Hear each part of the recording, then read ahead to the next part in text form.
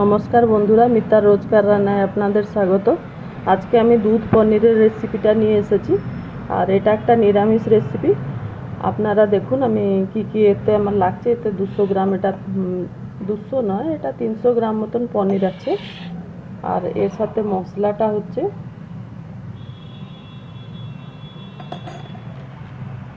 এখানে 2 চামচ মতন আমি কাজু দিলাম, 2 চামচ চার মগজ দিলাম,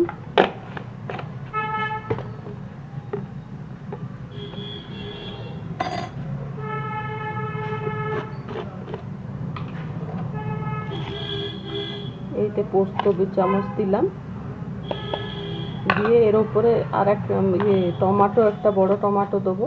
একে মশলাটাকে ভালো করে শুকনো আগে গ্রাইন্ড করে দিই, তারপরে জল দিয়ে কাঁচা লঙ্কা টমেটোটা এতে দেবো, দিয়ে আমি গ্রাইন্ড করে দেবো, তারপরে দেখাচ্ছি।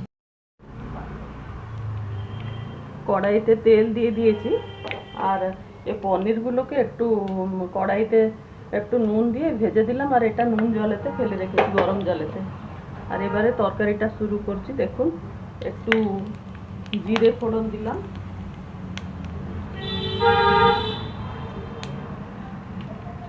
দুটো তেজপাতা, দারচিনি একটা টুকরো দিলাম, এটা লবঙ্গ দিলাম, জয়ত্রী একটু দিলাম, আর দুটো ছোট এলাচকে ওর মুখটা ফাটিয়ে দিয়ে দেবো।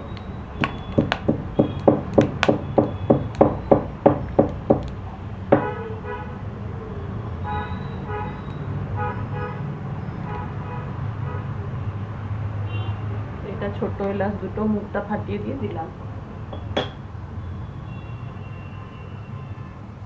এটার একটা মানে আমি এখন গ্যাসটাকে সিমেতে পুরো করে দিয়েছি।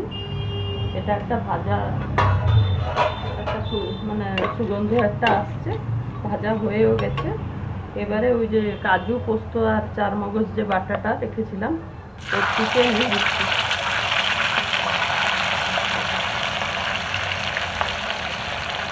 4 চামচ মতন দিলাম এটা, আর 1 চামচ দিয়ে দিই। এবারে এটাকে ভালো করে কষে নেব। আর এইটাতে আর কোনো মশলা আমি দেবো না, শুধু গরম মশলাটা, যেটা একটা ভাজা মশলা যেটা করেছি, ওটা শাহি পনির মশলা দেবার দরকার নেই, কি গরম মশলা দেবার দরকার নেই, ওই একটা মধ্যে সব আছে।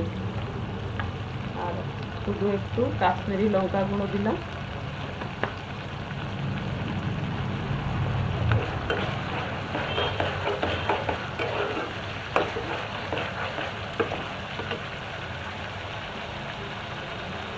আর এটা ওই ভাজা মশলা, গরম মশলা, যা কিছু আর দেবার দরকার নেই।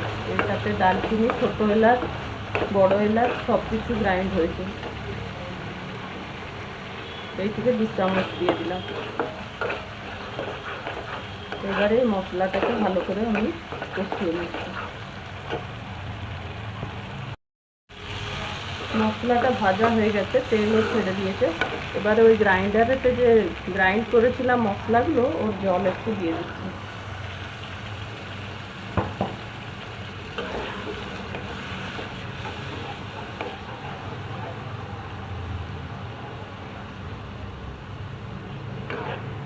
আর এবারে দুধও দিয়ে দিলাম, 1 কাপ দুধ এতে দিলাম।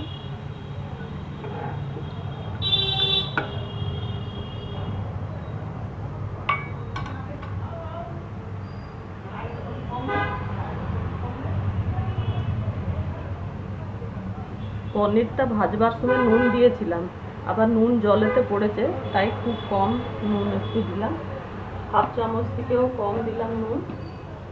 আর একটু চিনি দিয়ে দিই। নিরামিষ রান্না তো একটু চিনি না পড়লে ভালো লাগবে না এটা খেতে।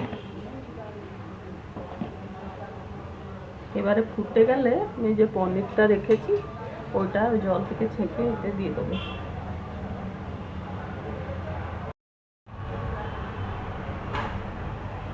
এটা ফুটে গেছে যে ঝোলটা। এবারে এই পনিরগুলোকে ছেঁকে আমি এর উপরে দিয়ে দেবো, আর গ্যাসটাকে একটু সিম করে একে ঢাকা দিয়ে দেবো, একটু ভালো করে আর একটু ফুটে যায়।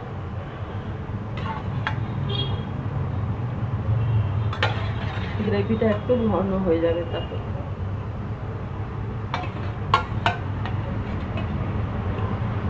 এবারে সবটা দিয়ে দিলাম। এবারে আমি একে ঢাকা দিয়ে দিয়ে একটু সিমেতে একটু ভালো করে ফুটিয়ে নেবো, গ্রেভিটা একটু ঘন। দেখুন এটা হয়ে গেছে। এবারে আমি এর ওপরে একটু কসুরি মেথিটা দিলাম। এটাকে দিয়ে দিয়ে আর একটু এটা ফুটে যাক, আর এক চামচ একটু খাবার ঘি দেবো।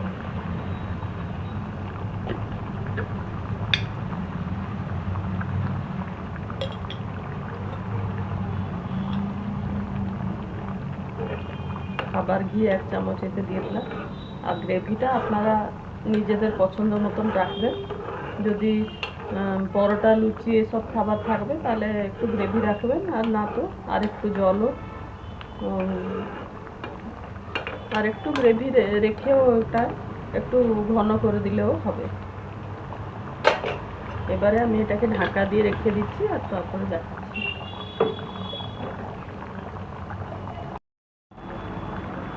দেখুন এটা আমার দুধ পনিরটা রেডি হয়ে গেছে।